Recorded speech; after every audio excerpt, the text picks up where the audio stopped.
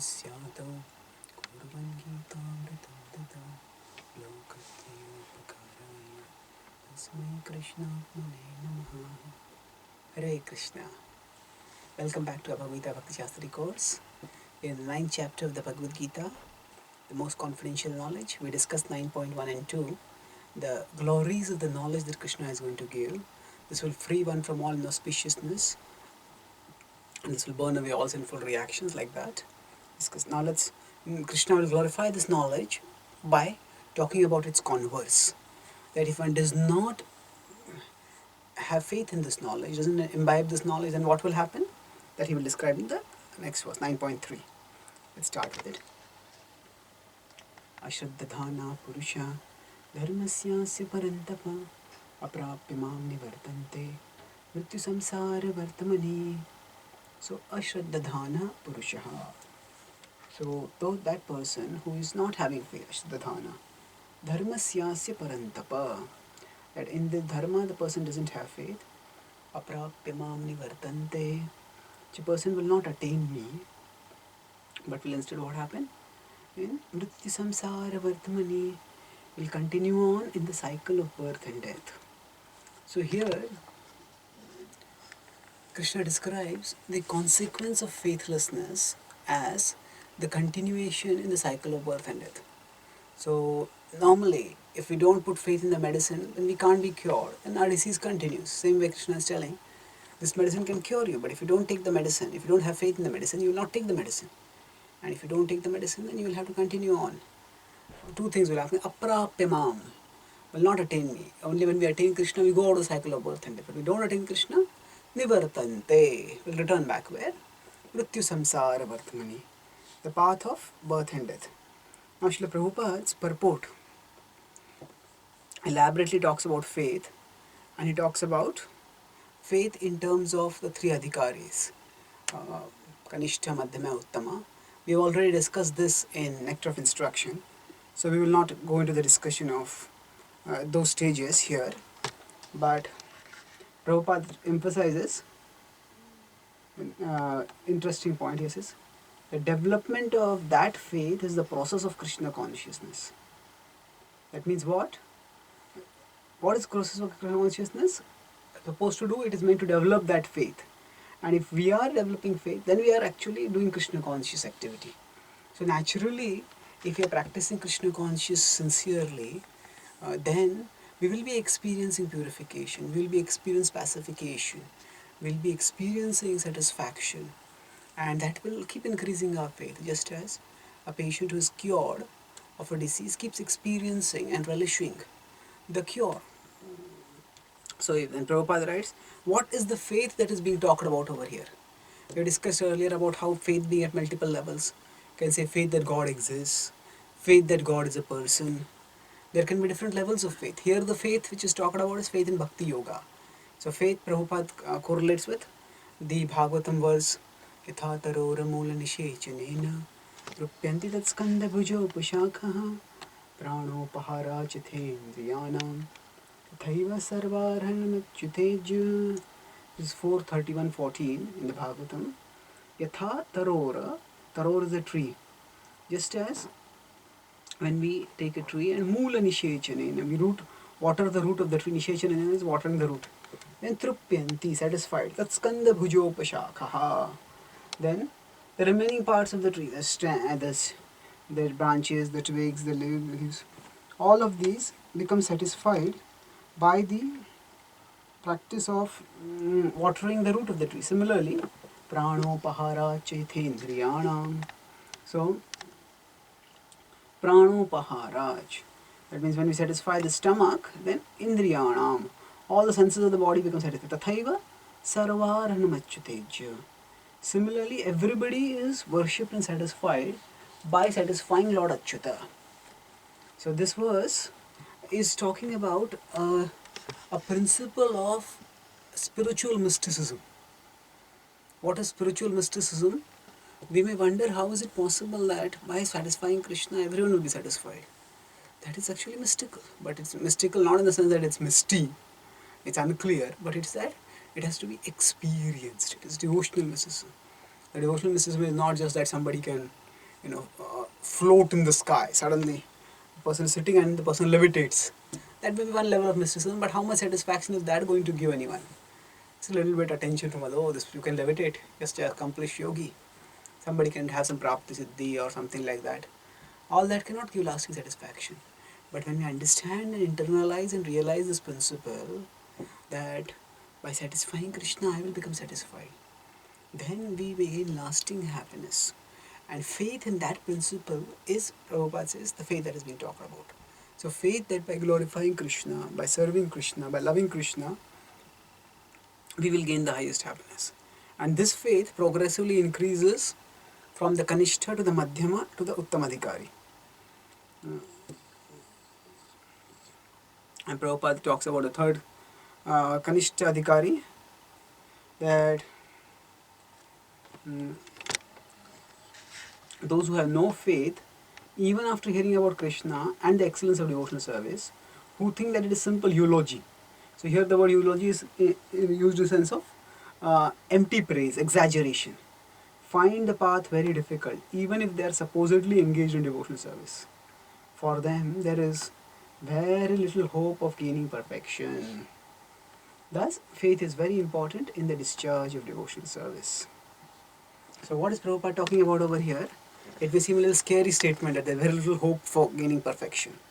The point is that actually devotional service is not just a matter of external engagement. It is also a matter of inner involvement.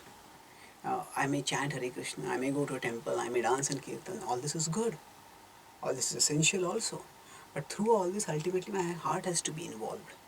And if I'm just going through the motions of doing these things, and internally I'm being eaten away by doubts, then eventually those doubts will manifest externally and will give up those activities. So that's why if somebody is not working on resolving the doubts, working on developing faith, then if the person supposedly engaged in devotional service for some other motive apart from purification and elevation, then one will not be able to continue for very long. So how do we work on our faith? We have to find out what are the things that increase our faith and do those activities. It's like muscles we discussed earlier. By exercising, the muscles grow. Similarly, we find out what is it that increases our faith. It will be studying the philosophy more, it will be associating with particular devotees, doing certain activities that actually help us feel the purification, the satisfaction in the heart. And by that we increase our faith. And there are certain issues which we can put in a state of suspended judgment if they trouble us too much, and keep moving forward and doing those things which help us develop our faith. So let's look at the section overview of the 9th chapter so that we'll understand what is happening. We discussed the first section now, developing Kevala Bhakti by knowledge about Krishna. The section was the glory, knowledge about Krishna, what will it lead to? It will lead to pure devotional service. And that is what this is going to talk about. Now the second section will talk about Krishna's inconceivable relationship with the material world. Let's look at this now. So maya tatamidam sarvam jagadavyaktamurtina matsthani sarvabhutani najaham teshvavasthitaha. So here Krishna is telling maya tatam idam sarvam. This sarvam, this whole sarvam jagat is pervaded by me avyaktamurtina, in my unmanifested form. Matsthani sarvabhutani, that the whole world is situated in me. Matsthani sarvabhutani nachaham teshva avasthitaha. But I am not situated in this world. Now what is this referring to? Krishna is starting the description of his relationship with the material world by explaining that maya tatamidam sarvam, he pervades all of existence. Now how does Krishna pervade? There are various levels. Now one is actually whatever exists is energy only, material and spiritual. That he has talked about in 7th chapter already. And there also he says Sutre Mani Ganaiva, that he is pervading everything, is immanence we talked about. How he is so Sukamte and those series of verses from 7.8 to 11. He is like the thread in a necklace. So similarly he is the underlying unifying aspect of all of creation. So that is there. Here maya tamidam sarvam jagad avyakta murtina. So avyakta murtina means unmanifested form. So that is referring to, generally speaking, this is referring to the Brahma Jyoti. This can also be used to refer to the energies of the Lord. Prabhupada, in different contexts, sees this. Actually, Krishna, everything that exists is Krishna's energy, and that's why everything is meant to be used in Krishna's service. So, Jagad Avyakta Murtina. In general, this can be used to refer to the Brahmajyoti. Krishna is pervading all of existence through Brahmajyoti. Then Matsthani Sarvabhutani. Matsthani. That Sarvabhutani. That actually all living beings are situated in me. How are they all situated in me? They are situated in me. This can be said to refer to the super soul aspect. The super soul is the rest of all living beings. It sustains everything. Matsthani sarvabhutani. Nachaham teshvavastitha. But I am not situated in them. I am not situated in them means what? This refers to Krishna's transcendence. Krishna exists beyond the material world. He exists in the spiritual world. So I am not situated in these things. Nachaham teshvavastitha. I am not situated. Krishna has talked about this point in the 7th chapter also. When he talked about his relationship with the modes in 7.12 and 13. 12 he said, Ye chaiva satvika bhava rajasas tamasas ye matta eveti tan vidhi natvaham teshu te mai natvaham teshu. I am not situated in them. They are situated in me. So he is saying first of all that he is not exhausted by pervading in material existence. The next verse he says, Tribhir gunamaya irbhavairevhi sarvamidam jagat mohitam na bijanati mamebhya paramamvayam. I am beyond all this. I am transcendental to the three modes. All living beings are bewildered by three modes, but I transcend the three modes. And here he is saying, Nachaham teshvavastitaha. Nachaham. That I am not situated in this. Now, Srila Prabhupada emphasizes the point that actually Krishna cannot be understood by material sense perception. It is understood by spiritual revelation. So, Swayameva Spuratya is quoted several times. He quotes once again over here in this purport. And then Prabhupada would often give example of the pervasiveness through influence, through power. So king pervades the establishment of through king kingdom, or an owner pervades establishment that he owns through the influence that is there. So that is one way in which Krishna pervades, through his energies. Whatever is happening, it is the interaction of his energies, and that's how he controls. Now, the next verse reveals the inconceivability of this point further. Nachamatstani bhutani pashyame yogamaishwaram bhutabhrinna cha bhutastho mamatma bhuta bhavana. So, nachamatstani bhutani, not situated in me. Nachamatstani bhutani, they are not situated in me. Pashyame yogamaishwaram, that just see my yoga ishwarya, the inconceivability of my power, yogameshwari. And what is that he? What is further his elaborating? Bhuta bhrin, nacha bhutastho. Bhuta bhrin, I am the maintainer of all living beings, but nacha bhutastho, I am not situated in the cosmic manifestation. Mamatma bhuta bhavana. Actually, I am the source of all manifestations. There's a lot of conceptual, concentrated insight in this verse. Let us look at it one by one. First line is Nachamatstani Bhutani. Now, there cannot be a more direct contradiction of a previous statement as it is here. Krishna has said in 9.4, this is the previous one, 9.4c. See, Matsthani Sarva Bhutani. Nachaham Teshu Avastha. So 9.4c was Matsthani Sarva Bhutani. All living beings are situated in me. But here in 9.5a, what is it saying? Nachamatstani Bhutani. So it's a direct contradiction.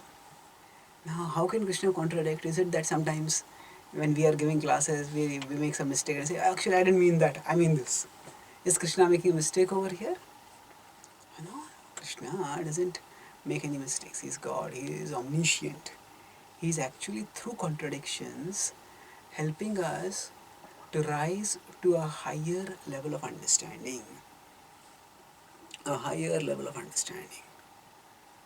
uh, we discussed about Arthapatti. Now, Arthapatti is that when two contradictory statements are made, so as to forcefully point one's attention, draw one's attention to a deeper unifying truth, a deeper truth that reconciles both the statements. So, suppose we have a statement. Devadatta does not eat food throughout the day. That's statement A. Statement B is Devadatta's weight is increasing. Now, how can these two statements be true? The person is not eating food, the weight cannot increase. So either the first statement is not true, or second statement is not true. But if we are told both statements are true, then how do we understand it? How do we understand it? Then we have to propose a third statement which reconciles it. So what is the third statement? Devdatta eats secretly at night. So he eats secretly at night. That is, throughout the day he doesn't eat, but his weight is increasing. So now the third statement is not directly stated in either of these two statements, but it is implied. And if both are true, then this has to be true so that both of them can be reconciled. So Arthapatti is called as postulation, and postulation is a form of um, uh, one of the sub pramanas, one of the ways of acquiring knowledge. So Arthapatti is often used in scripture to make to reveal the harmony in apparently contradictory statements. How is that done? By the postulation of a third statement. For example, scriptures say that God does not have a form, it's arupa. And then the scriptures also say ururupa. Gajendra in his prayer says arupaya ururupaya nama ascharya karmane. Arupa is now form and he has many forms. So how are these two statements to be reconciled? The reconciliation is by the point that actually both of them are pointing to certain aspects. So it doesn't have a material form but has many spiritual forms. So arupa is so the Lord has a form that is not material but spiritual. That's how these two can be reconciled. So similarly, we can reconcile different statements when they seem to be superficially contradictory. So there are these statements. If we just try to understand them at the literal level, literal means not that we have to go to metaphorical or figurative, but if we just try to, if we get hung up with them, this must be wrong. This is right. Both are said. This cannot make sense. Then these are like banana peels. When you walk on a banana peel, you slip and fall. So like that, if we are not guided by Guru Sadhu Shastra and we try to study scripture, then in scriptures often we'll find many philosophical banana peels. What do you mean by philosophical banana peels? That means these are concepts. When we try to walk on them conceptually, intellectually, then our intellect slips and it falls. So if you don't want that to happen, then we have to be careful. What we have to do is we have to understand that this has to be understood through Guru Sadhu Shastra. So Arthapatti may be required. So the philosophical banana peel, rather than seeing them as a sign that scriptures are contradictory, they don't make any sense, we should say that actually, where there's a banana peel, there must be a banana somewhere. So what that means is there is a deeper insight to be had over here. Let me be patient. Let me be submissive. Let me be inquisitive. Let me find out what is the real deeper understanding. So that way we'll be able to understand how we can move forward. So here Prabhupada gives us the reconciliation. He says, what does it mean? Nijamatstani bhutani. He explains that burdens do not burden the Lord. See, matsthani sarva bhutani. All living beings are situated in me. So this might convey the idea to some people that if all living beings are situated in him, then will the Lord get burdened? So Prabhupada talks about the Greco-Roman conception of Atlas, where Atlas is supposed to be carrying the globe. And actually when the whole map of the earth, one of the names for it is Atlas. And that name comes from that Greco-Roman conception of Atlas as one of the gods. So Atlas is carrying the globe on his shoulder, and Atlas is burdened by carrying it for a long time. So that conception should not be entertained about Krishna, because Krishna is not burdened. Nichmatsthani bhutani. Krishna is actually transcendental, and by his energies everything happens. Swabhavaki jnana bala kriya cha. Swabhaviki. Naturally it happens. Krishna doesn't have to endeavor. Krishna doesn't have to strive and struggle and strain and sweat to get things done. No. Satya Sankalpa. His desires. Ichhanarupamapayishtates. What happens is described. Durga Devi, Brahma Samhita describes that Ichhanarupam yasya cha cheshtate sa. And according to his Ichha, cheshtate sa. Material energy does all the endeavors and things are done. So, Rachamatstani Bhutani refers to how Krishna is not burdened by the burden of by the burden of maintaining material existence. It happens by his energies. And then Pashyame Yogam Aishwaram. Krishna, rather than being sometimes when we make a mistake, we tend to be apologetic. Oh, I said that. Oh, it doesn't make sense. Let me correct myself. But Krishna, far from being apologetic, what is Krishna doing over here? Krishna is saying, this is Krishna is celebrating this contradiction. Krishna is not minimizing or hushing or covering up the contradiction. Sometimes when we make a mistake, then we say, oh, actually you didn't hear me properly. I didn't say that. I meant this. But Krishna doesn't hush up. Krishna doesn't cover it up. Krishna celebrates the contradiction by saying, Pashyame Yogam Aishwaram. Just see my opulence. What is this? Yogam Aishwaram. Now, normally, we talk about yoga in terms of connection and the process that we follow by which we connect with the Lord. So, with this Bhakti Yoga, there is Jnana Yoga, there is Karma Yoga. So, these are all the activities that we do centered on Bhakti, Karma, Jnana, by which we are able to do yoga, by which we are able to connect with the Lord. But here Krishna is talking about yoga from his side. So what is this referring to? Pashyame Yogam Aishwaram. So actually, Krishna also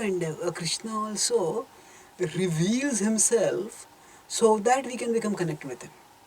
So that will be called as his yoga Aishwarya. So how does Krishna help that yoga to happen? Yoga means connection. So for the connection between the Lord and the soul to happen, the soul has to endeavor. And the sadhana that the soul does through various paths, the paths get the name accordingly. Karma Yoga, Jnana Yoga, Ashtanga Yoga, whatever. Bhakti Yoga. So now, but the Lord also reveals himself so that we can know him. So that revelation from the Lord, that can also be called as yoga, because that is also helping us to connect. So Krishna is saying, this is my mystic opulence. So Prabhupada translates the word yoga here as mystic. So now mystic is not in terms of an unclear, it's mysterious, it's astonishing, it's achintya, it's wonderful. And this sort of understanding increases the devotee's appreciation for the Lord. That how wonderful the Lord is. We see the simple faithful appreciation in the story of Narad Muni and the cobbler. The cobbler, when he was told that what was Lord Narayan doing, Narad Muni told him, I will not repeat the whole story, but he said that actually he was threading an elephant to the hole of a needle. Yes, he did not ask how is that possible. He said, yes, how wonderful my Lord is. And how is it possible? He said, this huge banyan tree is there. It just comes from tiny acorn seeds. So, if the Lord can put such a big tree in such a tiny seed, then why can't he do that also? He can do that. So in this way, it's explained. The Pashyame Yogam Aishwaram. So when we see Krishna's capacity to do extraordinary things, that increases our appreciation. Sometimes when people hear the pastimes of Krishna, especially the miraculous pastimes, for example, the pastime like lifting Govardhan or doing other such activities which contradict the laws of nature. So there is a class of thinkers who say yes, Krishna existed and Krishna spoke the Bhagavad Gita, is a very wise person. But all these pastimes where Krishna performed miracles, they are exaggerations which have been added later. So they say the original Krishna was a very wise person, very intelligent person, very great diplomat. But he was over glorified, and afterward all these supernatural ideas were added there. So they want to remove the supernatural aspect from Krishna, and they just want to make him another human being. So why do they want to do that? Because they don't understand Krishna's divinity.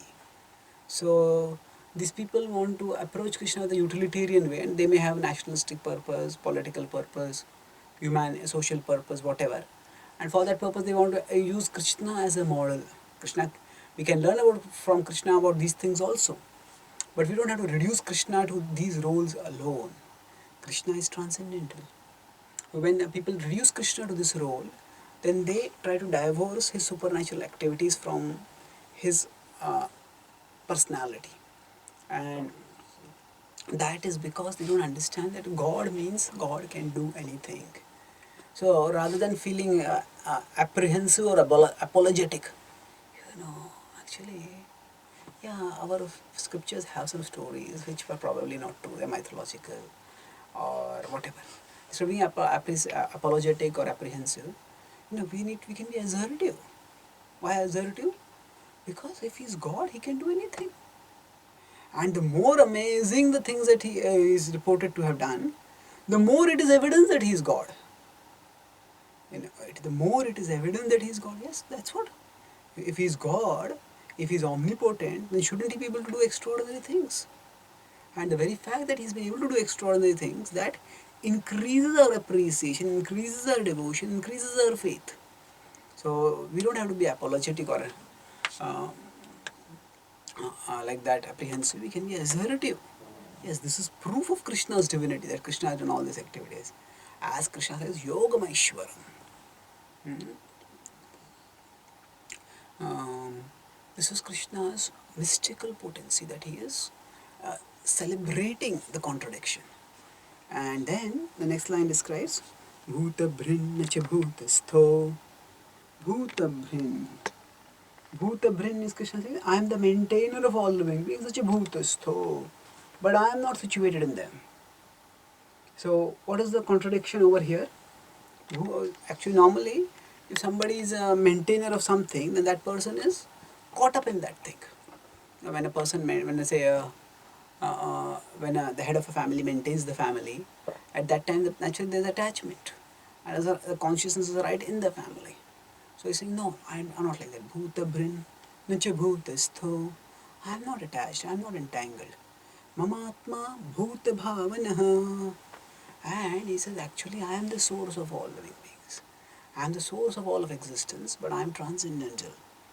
So Krishna doesn't get attached, although he is maintaining all living beings. Krishna has made this beautiful creation, but he's entrusted it to us. And if we want to mess up with it, Krishna allows us to do that. Of course, when we mess up with it, we are doing bad karma, we'll get reactions. But Krishna allows us to do bad karma. If an artist has made a beautiful painting, the artist won't want others to come and mess up with it. But Krishna is not attached. Krishna creates arrangements, but for the living entities to be maintained in the best possible way within material existence. But if the living entities mess up things, then he allows them to do that because he's given them free will. So he's not attached. Bhuta Brinnacha Bhutasto. Now, the last line has an interesting usage. Mam Atma Bhuta Bhavana. Mama Atma, Krishna is saying. Mama Atma is my soul. So now, why is Krishna using such a word, Mama Atma, my soul? Does this give credence to the notion that some Mayavadis have, that actually, we don't have to surrender to Krishna, we have to surrender to the unborn within Krishna? So is Krishna referred to as something like that? He has an Atma and that is the source of everything and he is different from the Atma. Actually, Vishwanath Thakur explains in his commentary that here, just like sometimes in the scriptures the word is used, Rahu's head. Rahu's head appeared over there. Now actually we may use the word Rahu's head, but Rahu is nothing but the head. Yeah, you know the story in the Amrit Manthan Leela, that when the demigods and demons were both were quarreling for nectar, so the Lord came as Mohini Murti and he told them, you both sit in the queue and I will serve both of you. And the Mohini Murti started serving the nectar fully to the demigods themselves. So Rahu understood at that time, oh, what is happening? And then Rahu came along to that side and started dressed like a demigod and started asking for the nectar, sitting in the queue. So Surya saw it and then Surya pointed it out, and when Mohini Murti saw it, immediately Chakra appeared and cut off the head.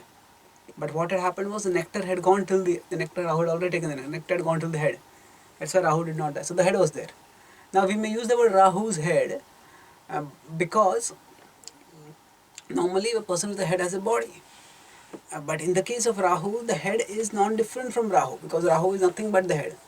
Similarly, Mama Atma is used in that sense that actually Krishna is the Atma. Krishna, when you see, we use the word Atma sometimes in literal sense and sometimes also in a figurative sense, non-literal sense. Put your heart and soul in doing service. When we say, it's not that you have to take the soul out of the body and put it in the service. You can't take it literally over there. What it means, put your spirit, put your essence. So Krishna is telling Mamatma Bhuta Bhavana. So he's telling over here that actually I am my essential being, which is me only, nothing different from me. Krishna has, if there was some Atma which were higher than Krishna, Krishna should have stated by now, and Krishna has stated the opposite repeatedly. Krishna has said that in 7.7, Mattaha parataram nanyad kinchidasti dhananjaya. There is no truth higher than me. Mattaha parataram nanyad. Similarly, in 10.8, he will say later on, Aham sarvasya prabhu. Everything comes from me. It's not that I come from something, everything comes from me. And 15.19 also he will say again later that Yo mameva sammudho janati purushottamam sa sarvavid bhajati mam sarvabhavena bharata. One who understands me as the Purushottama. Sa sarvavid, one who understands me as Purushottama, he is sarvaved. That person knows everything. Bhajati mam, and worships me sarvabhavena bharata, with all the emotions of the heart, wholeheartedly. So the important point is Sasarvaved. That person knows everything. It is not that somebody who thinks that there is something higher than the Purushottama, that is Sarvavid. No, one who knows the Purushottama is Sarvavid. So if we look at the overall flow of the Gita, then we understand. Otherwise, if we just take one verse out of context, then that might lead to confusion. So Mama Atma refers to Krishna himself. Krishna is saying, actually I myself and nothing apart from me is the source of everything. Bhuta Bhavana. Now after describing this, Krishna will now talk about an example which will illustrate this point of how his Yogam Aishwarya is. So let's look at that example.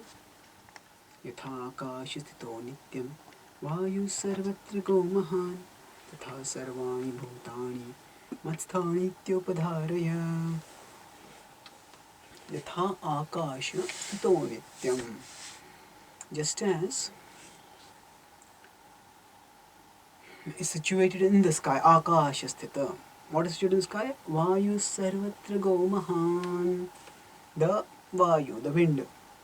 Sarvatra Go, the wind flows everywhere. Mahan, it is great, it is powerful. But the wind can go in all directions and still the wind remains situated in the sky. Similarly, Tatha Sarvani Bhutani. Similarly, all living beings, Matsthani Tyupadharaya. They are situated in me. Matsthani Tyupadharaya. So what does this refer to?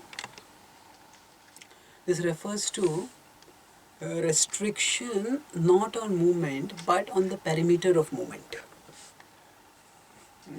What does it mean? Perimeter means the overall area. See, when we talk about the word sky, what is it referring to over here? Sometimes the word Akash, Kham, these are translated differently.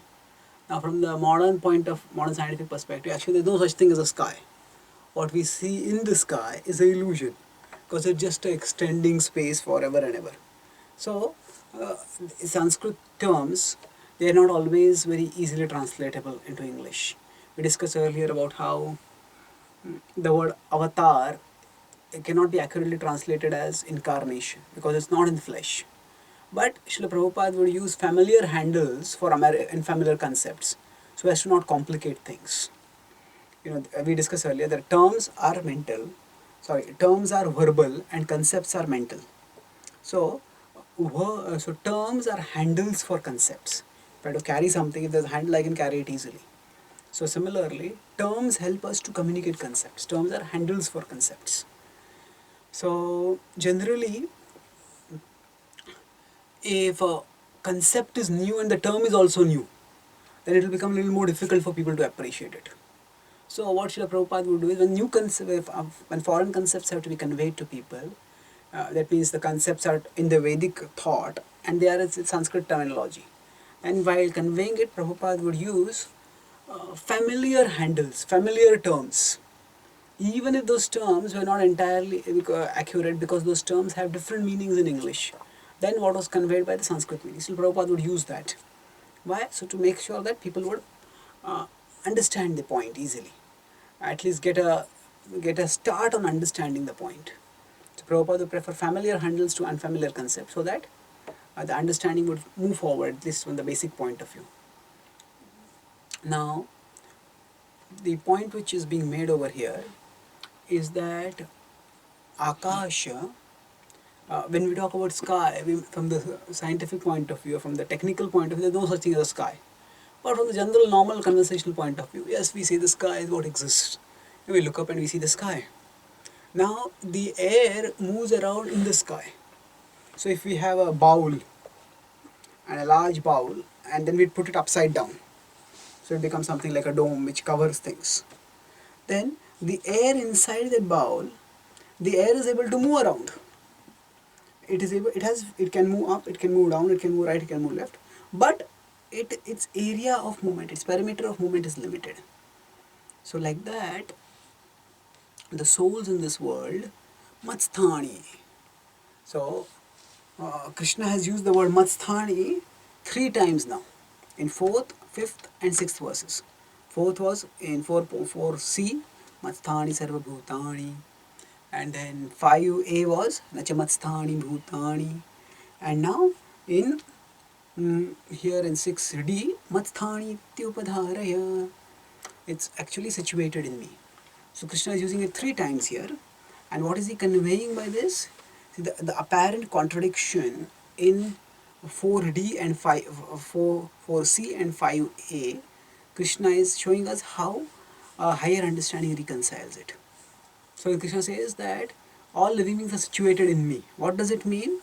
Krishna says that he says, I give them freedom within limitation. So there is for the living entities unlimited freedom within a limited framework. What does it mean, unlimited freedom within a limited framework? If a horse is tied to a pole, horse is here, it's tied to a pole with a rope. Now within the radius of the rope, the horse has freedom. The horse can move right, you can move left, you can move towards the pole, away from the pole. So the horse has, for all practical purposes, unlimited freedom, but within limited framework. As soon as the radius of the rope is reached, beyond that the horse cannot go. So like that, the living entity has unlimited freedom within a limited framework. Just as the air can move in all directions, but air is still contained within the sky overall. So the word Akash, technically speaking, would refer to ether, because ether is a substratum where everything is present. And whatever movement happens, it happens within that substratum which ether provides. But the point is, we can use sky in a conversational sense over here. And similarly, Tatha Sarvani Bhutani Matsthani Tyupadharya. All living beings are situated in me. That means they are given freedom by me, and within the area, within the freedom that I give them, they can act. So they have freedom within a limited framework. Like that. Now we are sitting and discussing this class. If one of us wants, we can just walk away from here. We can go to sleep during this class also, or we can just walk away mentally during the class and go anywhere. We can do whatever we want. We have the freedom, but there's a limitation caused by the human body that we have. We may want to go, but we can't suddenly develop wings and fly in the sky. So there are limitations. So we have unlimited framework, but with unlimited freedom within a limited framework. That way, Matsthani Tyupadharaya. So living Krishna is describing the mystical relationship. That there is Matsthani, Nacha Matsthani. How is that reconciled? By having some restriction and some freedom. And how does Krishna do this? He does this based on his compassion. Normally, When parents maintain a child, parents become attached to the child. But Krishna doesn't become attached. So, what Krishna has a Yogam Aishwarya. This is a mystical potency. So, if it is a mystical potency, then what is mystical about it? If it can be explained with an example like this, that the air and the sky, then it is no longer inconceivable. It is no longer Aishwarya. Krishna says no. But actually, it is inconceivable because it is still actually neither the air nor the sky are conscious. When there is consciousness and there is interaction, then affection or attachment develops. So we don't want when Krishna doesn't become attached to anyone, although Krishna maintains all living beings, he's not attached to them. That capacity to maintain without becoming attached, that is the inconceivability of Krishna's relationship with the world. Now, Prabhupada quotes here the point of how the Lord is in control. Matsthani. So he quotes several verses. He quotes Taittiriya Upanishad. Yadbhisha vatah pavate. Yadbhisha. Bhisha is referred to fear. Vatah pavate. Wind blows out of the fear of the Lord. And then Prabhupada quotes from the Brihadaranyaka Upanishad also. एतस्य वाक्षरस्य प्रशासने गार्गी सूर्यचन्द्रमसौ विधृतौ तिष्ठत एतस्य वाक्षरस्य प्रशासने गार्ग्यद्याव अपृथिव्यौ विधृत तिष्ठतः. So, by his order, the moon, the sun and the other great planets are moving. So, similarly, Prabhupada quotes Brahma Samhita for the same point. Now, after describing this, Matsthani Ityopadharya. So, this is with respect to the normal maintenance. Now in creation there are different phases. So in material existence there are different phases. There is maintenance, there is also creation, and there is also destruction. So after describing how Krishna maintains all living beings within material nature also, now Krishna will talk about creation and destruction. Let's look at the creation and destruction aspect now. Sarva bhutani kaunteya prakritim yanti mamikam kalpakshay punastani kalpadau visrajamyaham. So, sarva bhutani kaunteya. So, all living beings are kaunteya. Prakritim yanti mamikam. Prakritim yanti. They enter into my nature. Kalpaksha. At the end of the kalpa. And punastani. Kalpadau visrajamyaham. And at the beginning of the kalpa, I create them again. So here something interesting is happening.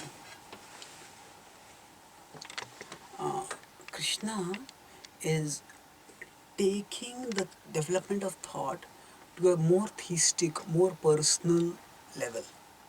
The similar point was said in the 8th chapter. Let's compare these two verses.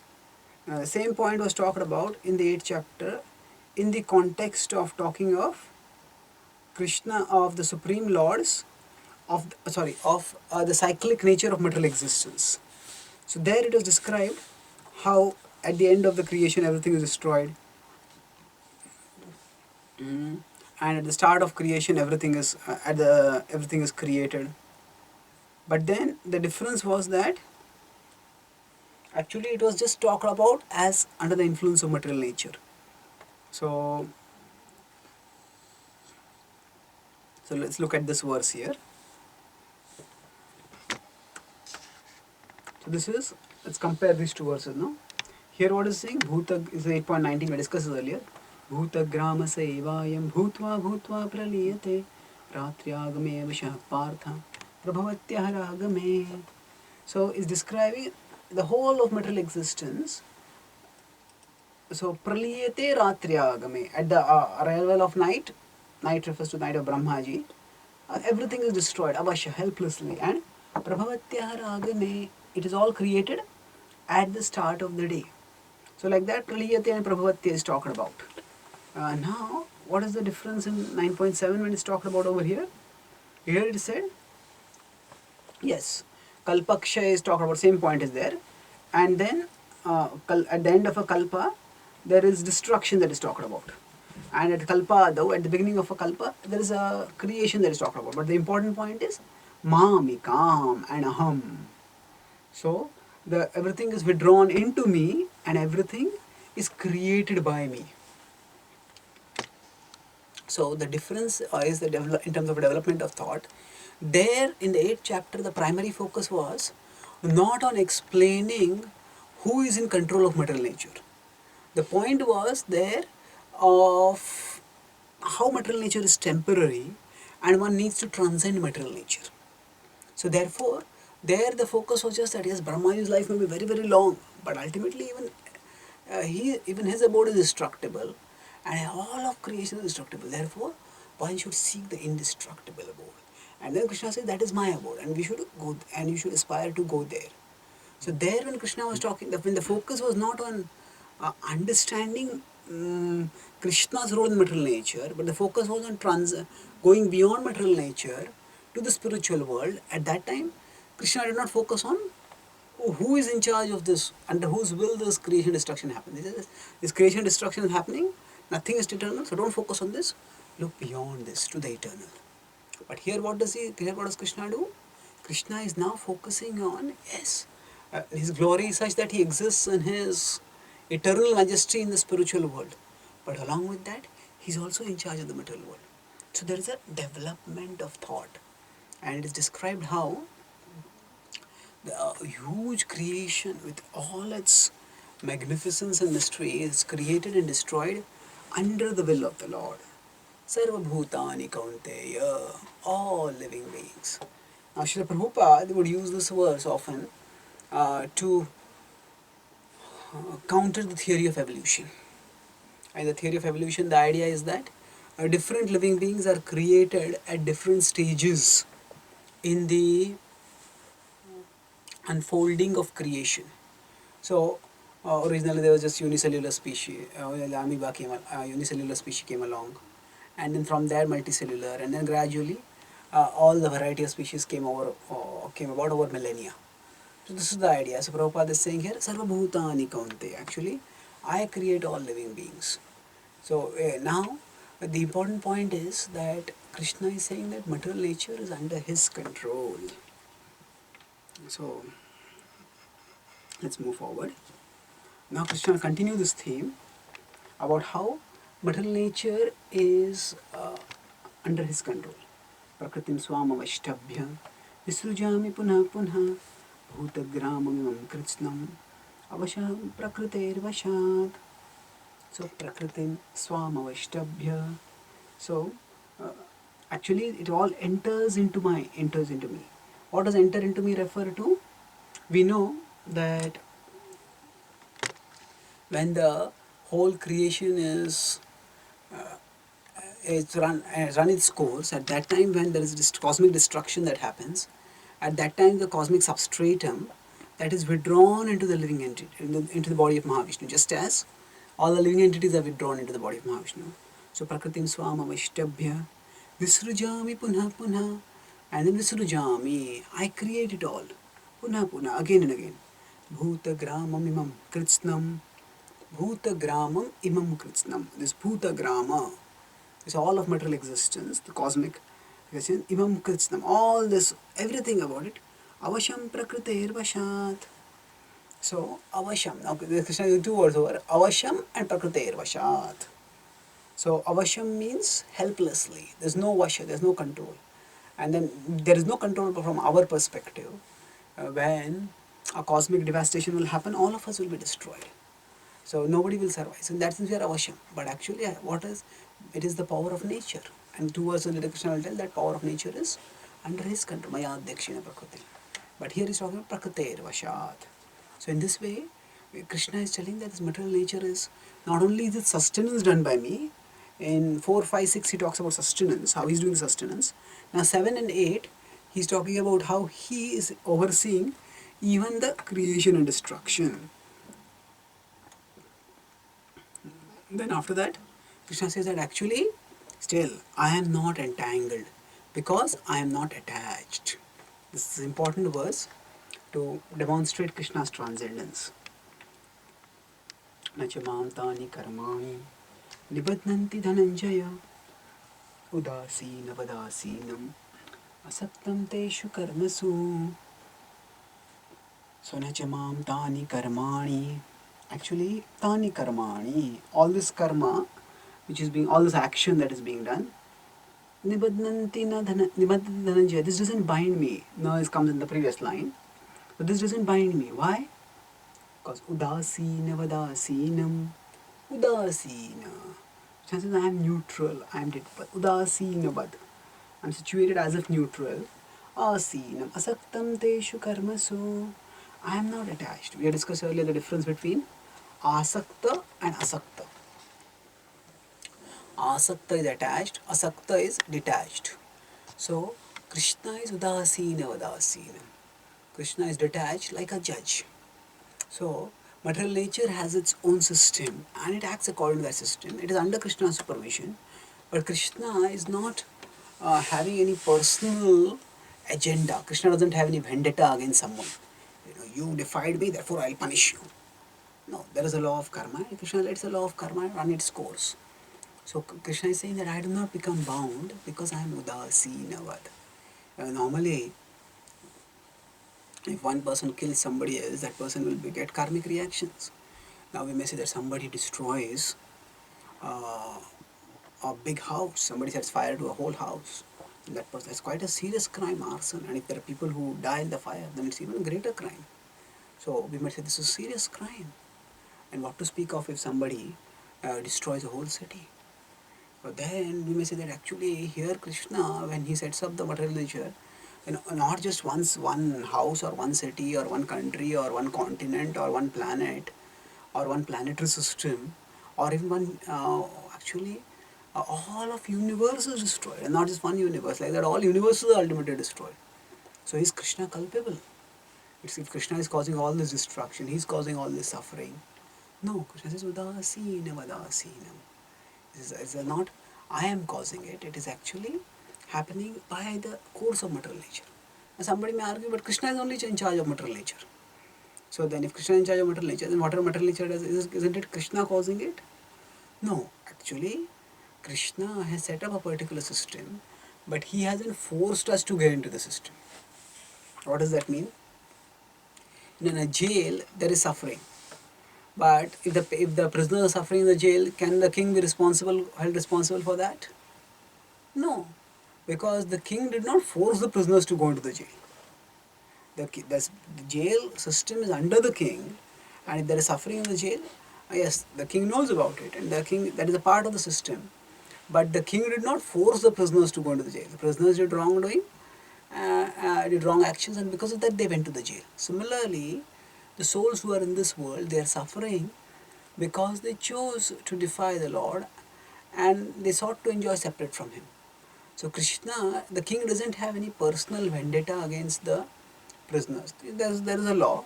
Those who abide by the law, they are protected by the king. Those who defy the law, they are accordingly sent to correction centers. So similarly, this world is like a correction center. And whatever happens, the point here is Krishna says it's not that I am karmically implicated, because Krishna is not emotionally driven in this. Krishna is udasinavad. He is detached. And therefore, nachamam tani karmani nibadnanti. I do not become bound by all this. Then, after describing this, Prabhupada again quotes the same verse which is quoted earlier from Vedanta Sutra. Vaishamya nirgrunyena. Vaishamya nirgrunyena. That actually there is no partiality in the Supreme Lord. And then Krishna concludes the section with the famous verse, which Prabhupada would quote quite often. Maya adhyakshena prakriti suyate sacharacharam hetuna nena kaunteya jagat viparivartate. So Maya adhyakshena, under my supervision, prakriti. So Prakriti works under my supervision. Suyate sacharacharam. Suyate. Suyate means it manifests. Sacharacharam. Chara achara. The moving and the non-living. Hetuna nena kaunteya. And for that reason, under that hetu, kaunteya. Jagat viparivartate. Viparivartate. So parivartan refers to change. Viparivartate means cycle of change is working. It's going on. So Krishna concludes this section by saying, all this viparivartate. So that means this is maintenance, which was talked about from 4, 5, 6. And then the destruction, which is talked from the creation, destruction, which was talked in 7, 8, 9. All this is happening. This is Jagat viparivartate. All this happening is under my supervision. Maya Dhyakshen Prakriti is happening under my supervision. When it is happening under my supervision, the word supervision is important. Adhyakshata. So, overseer or supervisor is not necessarily involved hands-on. That person is overseeing. From over, the word very oversee, what means? Over and see, to see from over. So like that Krishna oversees. Maya Adhyakshena. Akshay is eyes. So Krishna oversees from above. Above means he's also present in the super soul inside. So he's also seeing from inside. But when he's seeing from inside also, he's not attached, he's not entangled. He's as if above. He's above material consciousness. Even if he is present within matter, he's still above because he's not caught up in material consciousness. And Suyate Sacharacharam, all of creation is happening under his will. So, as devotees, what is the implication of this understanding? Sometimes we may think that, okay, I'm trying to serve Krishna and his material nature is the place where I'm currently trapped and I have to go from this material to the spiritual world. But I'm fighting so many battles. Internally my mind is troubling me. Externally in the world there are so many hostile forces. How can I continue fighting this battle all alone? It's difficult. We may feel sometimes lonely and destitute. But we should know that actually we are not lonely and destitute. Why? Because Krishna is with us. How is he with us? Even in material nature, whatever is happening is ultimately under his will, under his supervision. It's not his will, it's sanction, as we discuss. Subtle difference between will and sanction. But overall, he's supervising and he's there with us. So we will see later on that Krishna is personally involved for his devotees. For others, he is dispassionately overseeing. But for his devotees, he is passionately involved. And that will be the endearing aspect of Krishna's glory. That he is involved, he is concerned, he is, for the devotees, he is hands-on. At the same time, even for everyone else, Krishna is there. He is in charge of creation, in charge of existence. And ultimately, even the jail, the king may not be directly hands-on involved in the jail. But the purpose of the jail is what? It's to reform the prisoners so that they can come out and become good citizens. Similarly, this world is a place of suffering, and all the destruction and the misery that is there, it's ultimately a part of the arrangement to reform the souls. So there is no need to feel destitute or lonely. Krishna is there within our heart and Krishna is involved. Krishna cares. And he, in fact, the whole system of material nature has been created by him so as to provide a facility for us to turn back to him. When we turned away from him, he could just have left us. He didn't do that. He created a system by which we could try out our desires for independent enjoyment. When those desires are exhausted, we can return back to him. So therefore, Krishna helps us and Krishna is there to help us. So even his apparent detachment, even his detachment for the karmis, for those who are not his devotees, that is also a part of his compassion only. Because that's what they want. They don't want God to be involved in their life. They want to play out their fantasies independently. Krishna says, okay, I'll provide you an arena for trying it out. Try it out, and when you're fed up, then I'll be there waiting in your heart for you to turn to me and return back to me. And for the devotees, he's eagerly acting constantly to help them come back to him. How he especially shows his grace to his devotees, that will be part of the later section of this chapter, and we'll discuss subsequent verses in the next class. Thank you very much. Hare Krishna.